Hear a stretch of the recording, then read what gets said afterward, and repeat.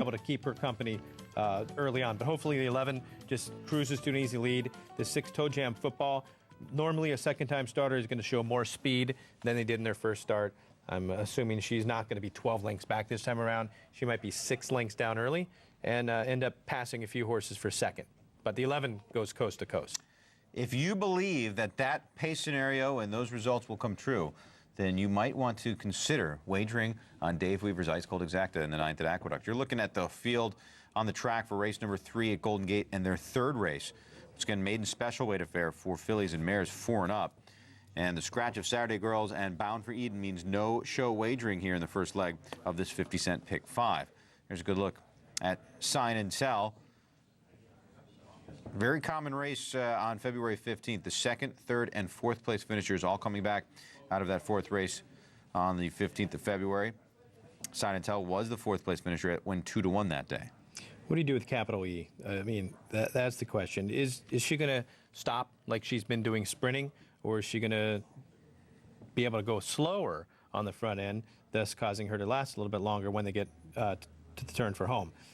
I think it's just going to be a little bit too tough for her, especially if the 6 Sing and Tell can keep her a little bit of company. And on the flip side of that, the 2 has never been a mile either, but the way that she flew last time out going 5.5. Did you watch that race? She had to steady hard. She steadied hard at the 3/8 P. That stands for pole. And she should have won, obviously. And you get Bays.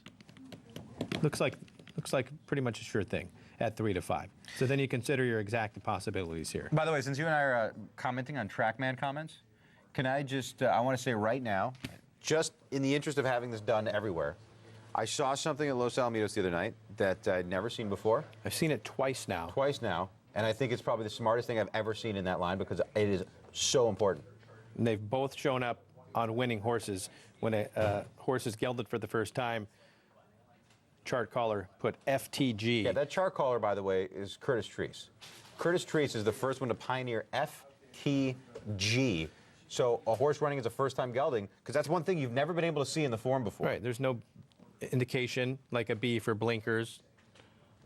I think every chart caller in the country should do it, and I think Curtis Treese should get 25 cents every time that appears in the form, because that is his $1 million idea. $25. And then, you know, say a horse has now raced 6 times since being gelded, you still see that it shows up there, FTG. Yeah, exactly. And then you could say, oh, well, that's why he got so good back then. Exactly. Race number 3, they're at the post at Golden Gate. You saw their riders up. Call given at Aqueduct. With 6 minutes post for their 9th, they are going to have a post parade shortly. We will bring you that post parade right after this 3rd race, but they're going to go in with a 3-5 favorite in Decoy, as in DJ Decoy. I thought that might have something to do with it. Jeb Josephson has cooled off a little bit. He's only a 34% trainer right now. There was a stretch at Aqueduct where he won at Golden Gate where he won 7 of 9 races. So he has come back to earth a little bit, but his barn is going very well this year.